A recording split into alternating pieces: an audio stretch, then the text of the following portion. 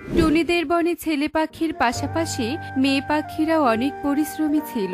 মেয়ে পাখিরা ঘরেও যেমন কাজ করত, বাইরেও সমানভাবে কাজ করত। এই সবজি নিয়ে যাও, সবজি টাটকা টাটকা সবজি।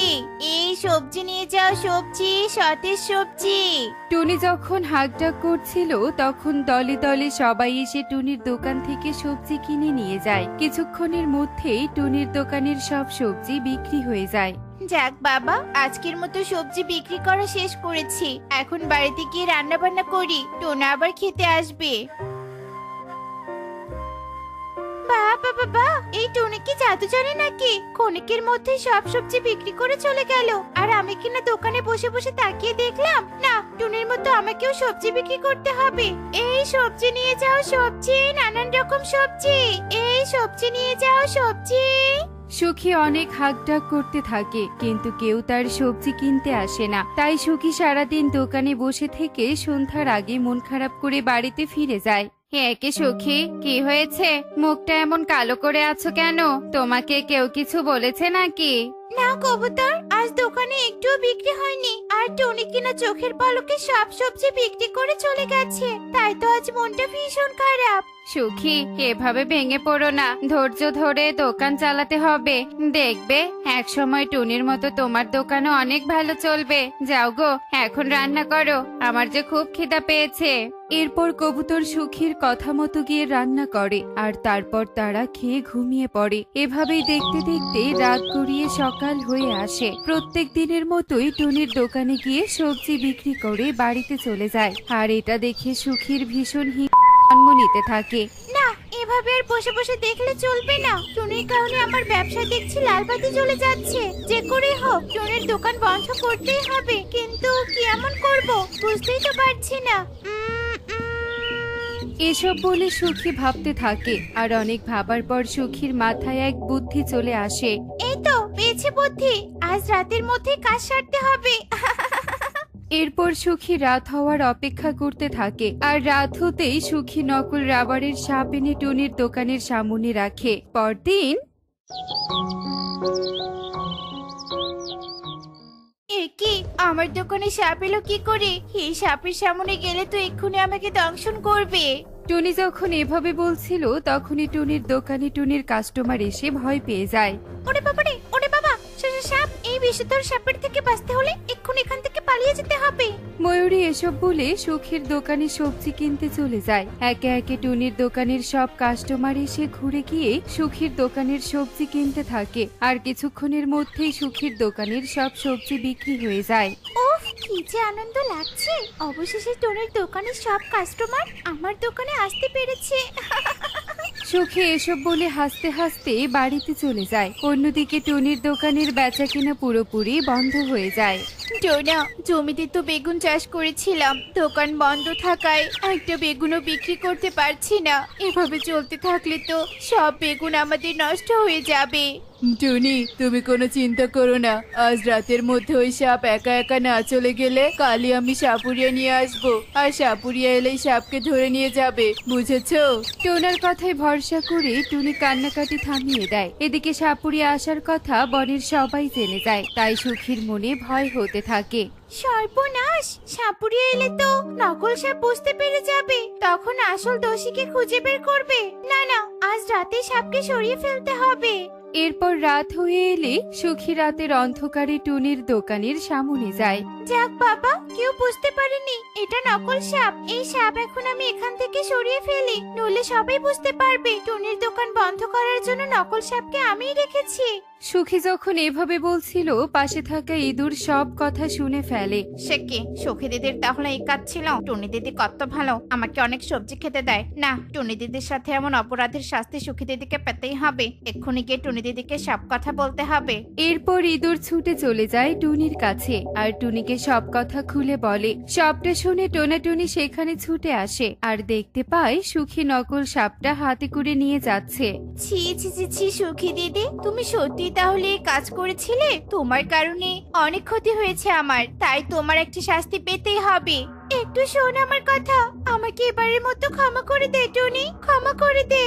টুনি সুখীর কোনো কথাই শোনে না, সাথে সাথে গিয়ে মোরল ইগলকে সব কথা খুলে বলে। সব শুনে বনের মধ্যে বিচার বসায়।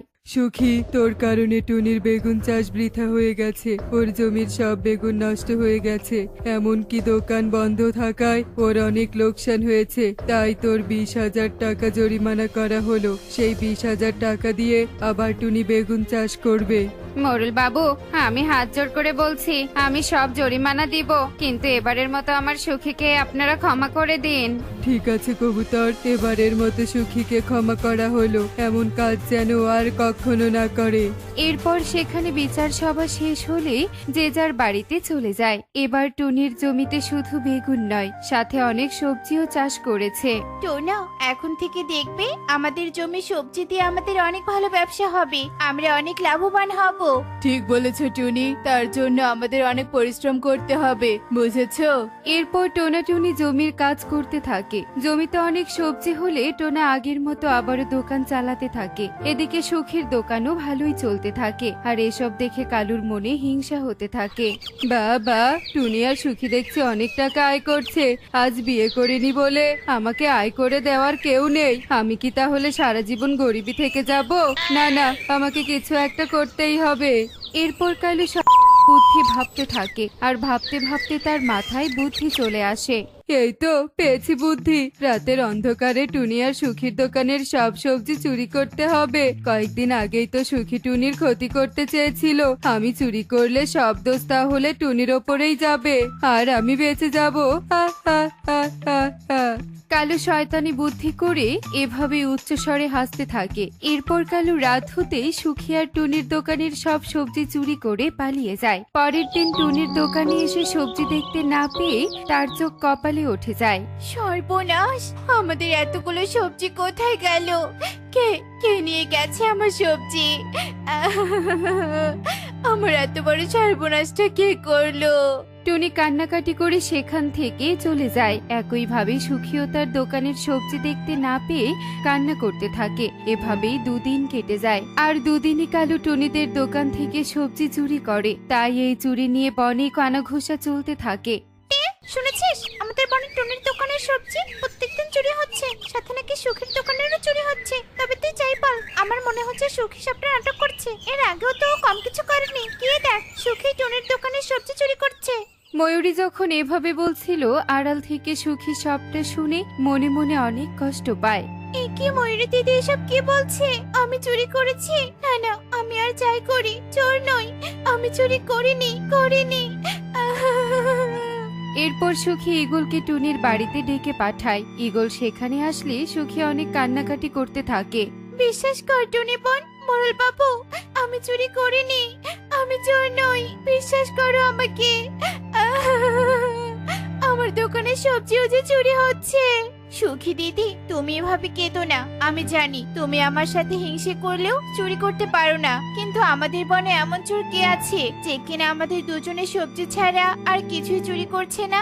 টুনি, ওই চোরকে আমাদের ধরতে হবে। তোরা দুজন তোদের দোকানের দামি দামি সবজি রাখবি, আর রাতের অন্ধকারে আড়াল থেকে আমরা দেখব কে চুরি করতে আসে। এরপর ঈগলের কথা মতো টুনি আর সুখী তাদের দোকানে দামি দামি সবজি সাজিয়ে রেখে চলে যায়। এদিকে রাত হতেই কালু বস্তা নিয়ে আসে সবজি চুরি করতে। বোকা সুখী আর টুনি, চুরি হওয়া দেখেও কত দামি দামি সবজি রেখে গেছে। এগুলো চুরি করলে কাল নির্ঘাত আমার দোষ সুখীর ঘাড়ে যাবে, আর সুখী শাস্তি পাবে। কালু হাসতে হাসতে চুরি করতে থাকে, আর তখনই মোরল ঈগলরা এসে কালুকে হাতে নাতে ধরে ফেলে। হে কি মোরল বাবু, আপনি? না মানে আপনারা কখন এলেন? বজ্জাত কালু, তোর আসার আগেই এসেছি, আর এসেছি বলেই তোর মুখোশধারী রূপ দেখতে পেরেছি। কর্ম না করে অন্যের জিনিস চুরি করা, তাই না? আজ তোর চরম শাস্তি হবে। আর আর শোনো কালু দাদা, জীবনে ভুল হতেই পারে, আমি ভুল থেকে শুধরিয়েছি। তুমি চুরি করে আমাকে আবার ফাঁসাতে নাই বা পারতে। অন্যের দুর্বলতা নিয়ে এমন করাটা একদম ঠিক নয়। সুখী বোন, আমাকে তুই ক্ষমা করে দিস, আমার ভুল হয়েছে। এরপর মোড়লবাবু কালুকে তার চুরির শাস্তি দেয়।